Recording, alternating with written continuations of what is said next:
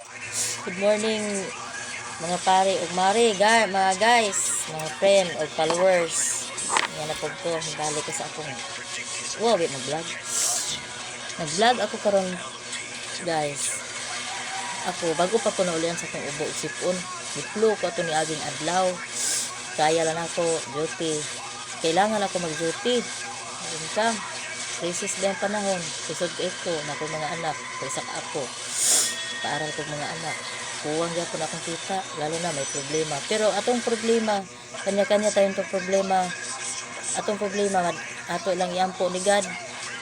Mawala, masulbar na problema. Kasasigad na imong sampiton. Tanan, isod ba ya? Mahal nga palitunon. Labi na natin mga estudyante.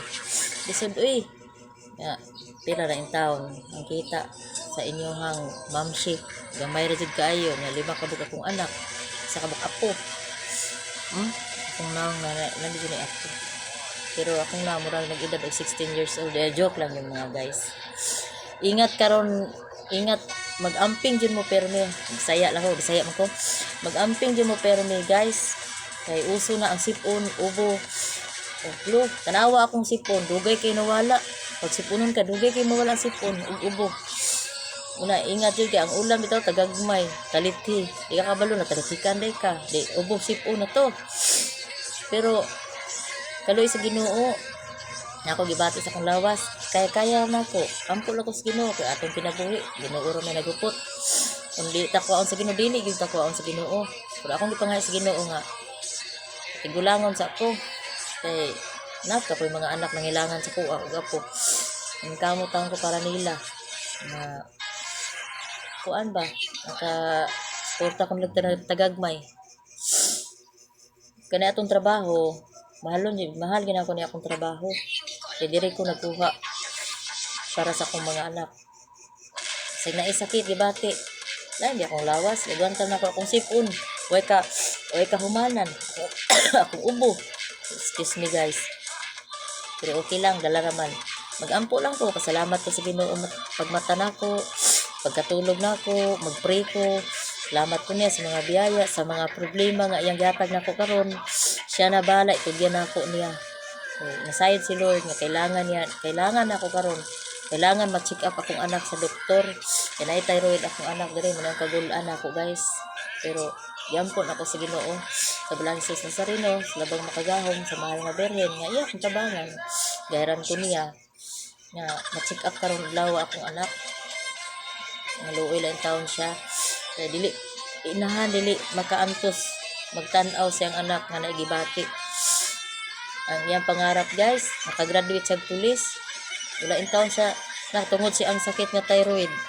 Pero ingon ko nak, pagsubok lang yan, mawala lang yan, balag di ka mapulis at kinamatay sakit, at least at least makatrabaho ka unsa imong trabahoon.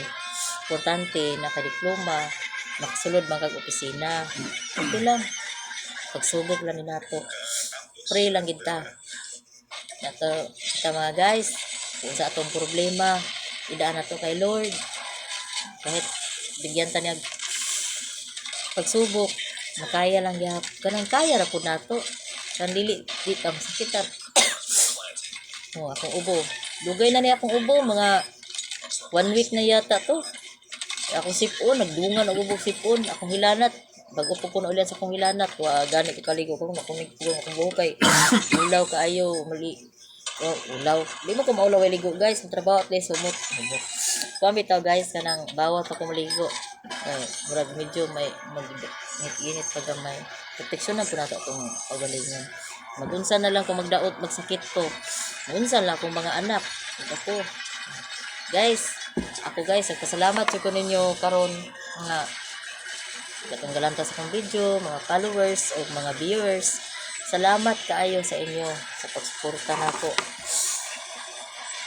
Subscribe ko ninyo sa YouTube, Clarice Madero. Guys, tingnan niyo yung aso ko. Gilamig na yung si Clint si Clint gitugnaw. Gitugnaw si Clint. Gitugnaw akong aso, guys. Salamat guys, God bless ninyo ha. Ingat jud mo palagi lahat. Ingat kay uso ang sipon ug ubo.